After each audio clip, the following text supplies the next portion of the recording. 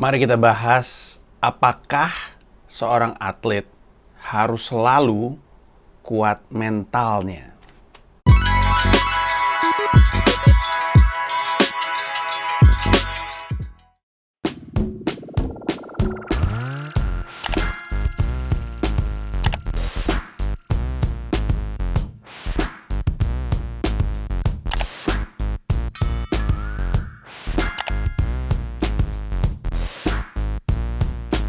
Disemprotnya pakai kata-kata, bukan pakai disinfektan gitu. Iya. Untuk dianggap puas, jenazah yang udah beres mesti angkat jempol dulu. Ya, itu bagus tuh. Sederhana, singkat, dan bagus. Tugasnya Gilang sekarang mencari contoh kasus dari pihak lain. Misalkan teman saya atau salah satu klien kami. Ini aja gue bukan ngelawak aja dianggap dark jokes, gimana gue ngelawak gitu loh. Oh, sekarang Jadi dia Ustadz di sini tukang bully bukan yang Ustadz. senang mengajar. Lucu banget dah murid-murid gue nih hari ini, kocak dah lu sumpah dah. Ini akan melanjutkan obrolan gue soal kesehatan mental. Kalau lo ingat beberapa video yang lalu gue ngomongin soal sebenarnya kesehatan mental itu sama pentingnya dengan kesehatan fisik. Sesuatu yang harus mulai dipertimbangkan sama banyak orang. Dan sesuatu yang seharusnya membuat kita ngerasa tidak aneh untuk pergi ke psikolog. Bukan psikiater ya. Kalau psikiater tuh dapat obat, kalau psikolog tuh dia ngasih kayak layanan di mana sesinya tuh lebih mirip seperti sebuah kayak banyak ngobrolnya, konsultasi mungkin lebih tepat istilahnya.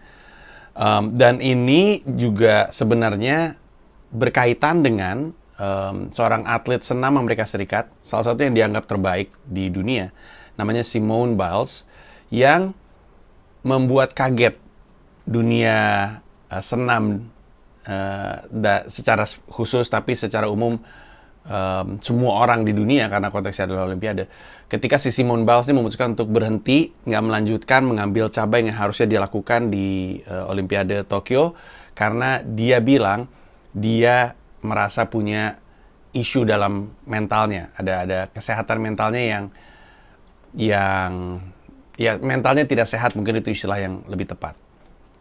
Nah, itu mengejutkan dan cukup bikin patah hati banyak orang karena Simone Biles ini dinanti sekali oleh banyak orang. Dia fansnya juga mengagumkan sekali, dan ini Olimpiade gitu. Ini adalah cabang yang penting untuk Amerika Serikat karena dari tahun ke tahun Amerika Serikat itu selalu memenangkan medali emas dari cabang ini. Nah, reaksinya tentu seperti yang bisa dibayangkan kebagi dua. Ada yang mendukung, kamu hebat, Simone Biles, kamu lakukan apa yang menurut kamu penting untuk kesehatan mental kamu, kami dukung. Salah satu dukungannya adalah dari Jason Tatum, dia adalah pemainnya Boston Celtics, pemain NBA. Tapi atlet juga banyak sebenarnya. Terus yang nggak setuju juga banyak sekali. Walaupun kayaknya yang atlet gue nggak denger, mungkin juga nggak ngomong. Tapi kebanyakan itu dari bukan jurnalis, lebih tepatnya kayak YouTuber, blogger, vlogger, apapun istilahnya, yang bilang bahwa udah gila kali ini Olimpiade, mental. Masalahnya mental, nggak sehat mental karena tekanan. Yang bener aja, lu kan atlet gitu. Ini tuh harusnya, ini tempat yang tepat untuk menunjukkan bahwa lu tuh kuat fisik dan mental. Lawan. Gitu kan harapannya orang-orang. Dan mereka banyak yang kesel. Gue ngeliat ada satu YouTuber kecewa banget, dan tapi dari kekecewanya kelihatan ini tipe orang yang seperti apa ya. Akhirnya apa sekarang dia mundur? Rusia udah. Rusia yang menang. Keegoisan Simone Biles membuat kita terpaksa harus merelakan medali emas kita untuk Rusia. Udah, selesai gitu. Nah, menurut gue ini menarik karena pertama isunya isu mental. Kemarin kita baru bahas. Terus di podcast gue juga, Hiduplah Indonesia Maya, di Siniar Hiduplah Indonesia Maya, gue lagi biasain istilahnya. Gue cerita soal Sha'Carri Richardson. Sha'Carri Richardson itu adalah atlet lari Amerika Serikat yang setelah menang, dan ini belum Olimpiade ya, ini kualifikasi menuju Olimpiade. Setelah menang kualifikasi Olimpiade, dan kalau gue nggak salah, mecahin rekor kalau gue nggak salah, gue juga lupa. Akhirnya dibatalkan karena ternyata ketahuan dia pakai ngisep ganja dalam 5 hari ke belakang. Sha'Carri Richardson mengakui, dia bilang saya menghisap ganja saat itu karena ibu kandung saya baru saja meninggal. Dia waktu menang di wawancara dia bilang, ibu kandung saya baru saja meninggal 5 hari yang lalu, dunia nggak ada yang tahu. Wartawannya penanya, stop. Kamu bilang apa? Ibu kamu meninggal? Iya, ibu saya meninggal gitu. Dan untuk menenangkan dirinya, karena dia merasa ada tekanan secara mental, dia menghisap ganja. Dia tahu nggak boleh. Dia tahu aturannya. Dia bilang, saya tahu aturannya, tapi saya melakukan. Tanggung jawabnya di saya. Yaudah, saya nggak usah berangkat. Akhirnya dia nggak jadi berangkat. Karena tidak boleh atlet lari untuk ngisep ganja. Gue tahu, asumsi lo kan kalau ngisep ganja kan nggak bisa lari kenceng ya. Ternyata kenceng larinya. Dan ganja ternyata masuk jadi salah satu substance yang dilarang karena ternyata dalam beberapa studi menyebabkan orang justru bisa fokus. Nah, jadi dianggapnya kalau lu bisa fokus karena ada substansi tambahan, curang namanya. Harusnya lu fokus karena emang lu mampu untuk fokus. Lagi-lagi tuh isunya tuh isu mental sebenarnya. Yang kita bertanya-tanya kalau misalnya dia waktu itu nggak ngisep ganja dan nggak membuat dirinya lebih tenang, apakah akan beda hasilnya? Nah, gua sebenarnya tentu waktu dengar pertama kali reaksi gue adalah karena tekanan mental terus jadi nggak sehat mental terus jadi nggak maju gitu. Maksud gue tanggung jawabnya di mana gitu sebagai atlet. Tapi ternyata gue menyadari bahwa keputusan Simone Biles untuk mundur itu bukan keputusan dia, keputusan timnya. Keputusan kan mereka berempat apa berlima tuh untuk atletnya sama tentunya para pelatihnya. Keputusan mereka bersama.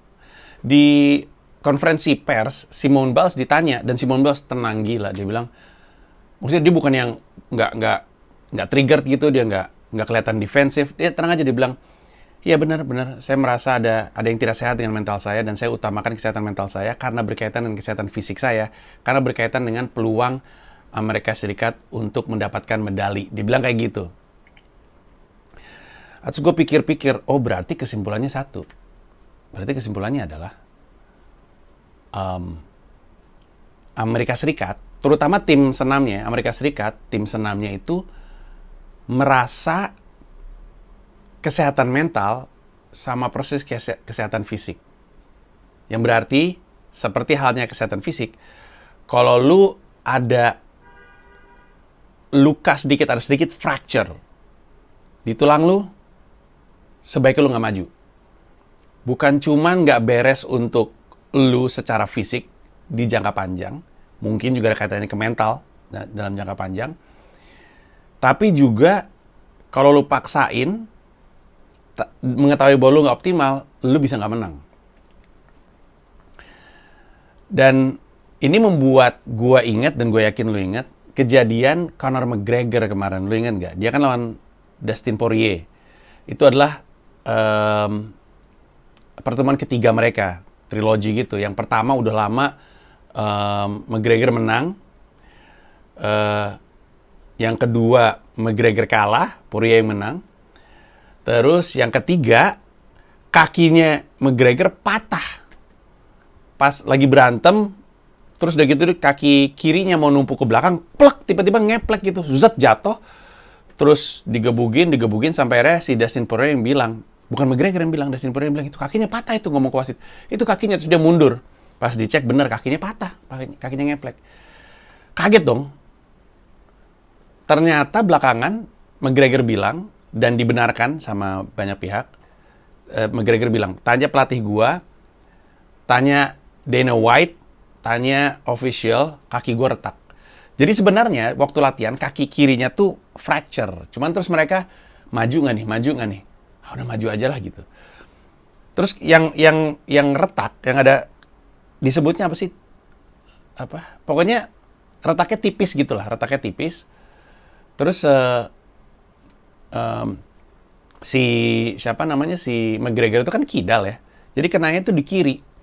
Kaki yang sama itu kaki yang dia pakai untuk nendang.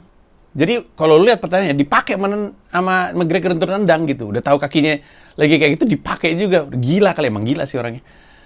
Terus, dan akhirnya bener ngepek dan patah. Dan sekarang kita bertanya-tanya gitu. Apakah ini alasan? Ya kan? Dustin Poirier bilang, nggak ada. Lu mau ngaku retak. Lu memutuskan untuk masuk. Kalau memutuskan untuk masuk, udah fair game gitu. Terus udah gitu, dunia bertanya-tanya, seandainya nggak jadi, dan ditunggu sampai sehat, apakah hasilnya akan berbeda?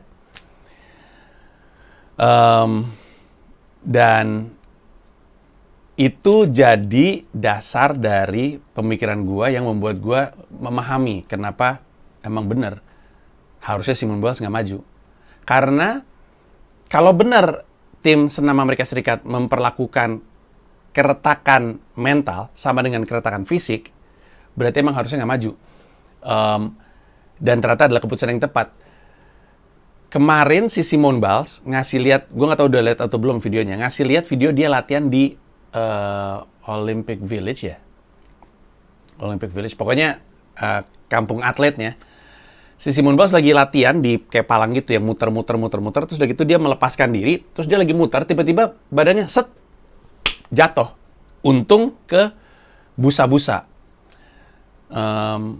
Terus dia bilang, ditanya sama followersnya, kenapa, apa yang terjadi? Terus dia bilang, gue nggak bisa bedain atas sama bawah. Untuk atlet yang lagi muter-muter, nggak tahu bedain atas dan bawah, nakutin sih. Terus si Simone Biles bilang, nah bayangin kalau misalnya gue maksain, matrasnya ketika di Olimpiade, itu lebih keras daripada yang lu lihat barusan itu untuk latihan, benar-benar busa gitu. Dan memahami itu, mengingat Simone Biles bilang lebih baik gue mundur karena gue mikirin peluang, itu jadi masuk akal karena tadinya kita pikir peluang. Justru kalau lu maju peluangnya gede gitu. Dan pada akhirnya yang gantiin Sun Lee namanya kalau nggak salah, akhirnya menang cabang yang tahun Olimpiade sebelumnya dimenangkan sama si Simone Biles. Simone Biles itu menang. Jadi si Simone Biles adalah atlet senam yang paling banyak medalinya di seluruh dunia. Dia tuh udah dewa gitu. Dan akhirnya digantiin sama Sun Lee. Cabangnya adalah gymnastics all around. Jadi disuruh ngambil 5 cabang senam. 5 cabang, lalu ditotal nilainya, terus siapa yang menang. Nah, waktu itu Simone Biles yang menang. Kali ini menang Amerika juga. Jadi keputusan untuk Simone Biles nggak maju, itu ternyata tepat. Karena yang gantiin yang lebih siap, fisik dan mental, dan akhirnya menang. Dapat medali yang tahun sebelumnya, Olimpiade sebelumnya dimenangkan sama Simone Biles. Jadi argumen soal gimana sih lu, emang mental lu gimana sih? Harusnya kita emang nggak mempertanyakan. Ini orang juara dengan medali terbanyak di seluruh dunia atlet gitu. Dia waktu kemarin di Olimpiade sebelumnya itu udah dianggap dewa gitu, dewi mungkin oleh sebuah atlet senam gitu. Itu ibaratnya kayak kalau kalau misalnya ada founders gitu ya. Founders ini harusnya manggung berlima gitu untuk sebuah Olimpiade stand up comedy dunia. Terus Radit bilang, aduh sorry gue nggak siap. Kita back up semuanya.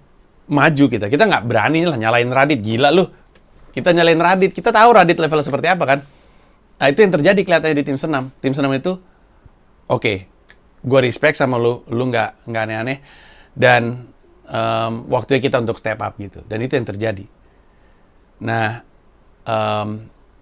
gue kemudian mikir kan, gimana ya cara jelasinnya ke timnya.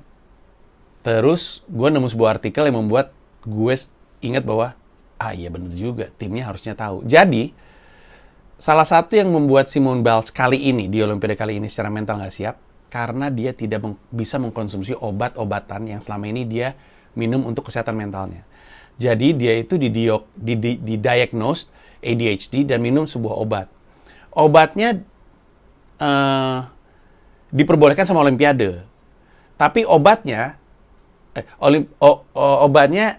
diizinkan oleh aturan Olimpiade.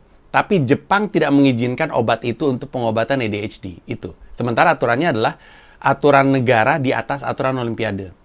Sehingga tahun Olimpiade sebelumnya, Simone Biles itu bisa minum dan sempet rame. Ini boleh nggak sih obat yang kayak gini? Terus akhirnya diketahui bahwa ini boleh, ini untuk kesehatan mentalnya si Simone Biles untuk ADHD. Waktu itu nggak rame karena waktu itu nggak ada masalah seperti sekarang. Nah, belakangan si Simone Biles itu nggak boleh bawa obat itu masuk ke Jepang, karena di Jepang dijual obatnya, walaupun obatnya cukup langka, tapi obatnya tuh diizinkan sama pemerintah Jepang bukan untuk kondisi kesehatan yang dialamin sama Simone Biles, gitu kurang lebihnya. Dan itulah yang membuat timnya pasti tahu orang Simone Biles sudah minum obat itu dari Olimpiade sebelumnya, dan mungkin dari sebelum-sebelumnya lagi, dan tahun-tahun diantaranya untuk kejuaraan-kejuaraan lain. Jadi timnya tahu bahwa Simone nggak boleh minum obatnya, dan karena Simone nggak boleh minum obatnya, akhirnya kondisi mentalnya jadi nggak ada treatmentnya, akhirnya kondisi mentalnya tidak sehat biasanya. Menarik ya? Menarik banget. Dan ini menurut gue adalah sebuah tren baru, setidaknya dimulai di Amerika Serikat, di mana mereka benar-benar ngelihat fracture gitu ya, keretakan pada mental itu sama pentingnya dengan keretakan pada fisik. Dan ini udah jadi tren sih. Kalau ingat Naomi Osaka yang mundur dari Wimbledon kalau nggak salah, gara-gara dia nggak mau disuruh kewajibannya untuk melakukan press conference untuk wartawan, karena dia ngerasa secara mental dia nggak siap, dipaksa dia nggak mau, dia bilang gue lebih baik mundur deh karena mental. Terus kalau kita pikir-pikir, Kevin Love juga mengalami panic attack, terus kayak DeMar DeRozan juga mengalami panic attack. Si Kevin Love malah lebih kelihatan waktu itu. Akhirnya dia memutuskan untuk nggak mau tanding gitu. Itu isu kesehatan mental juga makin banyak. Bahkan kalau kita pikir-pikir ya, sebenarnya kalau kita pikir-pikir, itu Michael Jordan pensiun diri juga kan urusannya mental. Gara-gara dia bapaknya meninggal, dan tentu Jordan nggak berhenti tiba-tiba di playoff ya. Setelah menang baru berhenti. Tapi kan kita juga nggak tahu levelnya kesehatan mentalnya Jordan sama Simone Biles itu sama atau enggak gitu. Kalau Simone Biles jadi nggak bisa ngeliat atas dan bawah, Jordan kalau misalkan dalam kondisi yang sama, susah banget. Tapi setelahnya, akhirnya dia bilang, di usia yang muda ya, udah gue berhenti aja deh, gue udah nggak nemu gitu. Kan urusan mental ya, udah nggak nemu gue kecintaan gue. Ada juga kesedihan bokapnya yang meninggal mendadak, dibunuh. Itu kan kesehatan mental, dan kita juga nggak apa-apa. Kita memaklumi, ya udah nggak apa-apa gitu. Eric Cantona aja lihat, pensiun dini, setahun berikutnya juara Champions Manchester United. Gara-gara apa? Gara-gara udah nggak pengen aja, udah gue nggak pengen. Pasti mental tuh urusannya, nggak ada urusannya sama fisik, pasti mental. Tapi kita juga nggak apa-apa. Tentu situasi mentalnya beda, kondisi mentalnya beda, tapi isunya mental. Jadi sebenarnya tidak aneh melihat atlet mengambil keputusan dalam karirnya mempertimbangkan kesehatan mental sebagai sesuatu yang utama. Ini adalah obrolan yang gue nggak sabar untuk lakukan dengan lu. Semoga ini sesuatu yang menarik untuk lu. Dan di video gue yang kemarin, yang soal Bu Risma marah-marah, yang gue juga suka marah-marah, gue cerita bahwa sebaiknya ke psikolog aja, itu bagus kok gitu. Atau gratis gitu. Terus banyak yang bilang, oh mahal. Enggak, lu buka YouTube aja. Buka Google aja. Psikolog gratis, banyak. Ya, sekian dari gue, makasih banyak, dan goks. Terima kasih udah nonton video ini, dan juga terima kasih udah subscribe kanal YouTube gua. Gua mau ngasih tahu bahwa gua membuka YouTube membership, dan ada 3 jenis penawaran. Ada 1 paham Rp30.000, ada 1 rasa Rp125.000, ada 1 jiwa Rp1,5 juta. Masing-masing punya manfaat-manfaat tersendiri. Ada konten-konten khusus yang gue siapkan untuk para member. Kalau tertarik, silakan mampir ke home, klik join.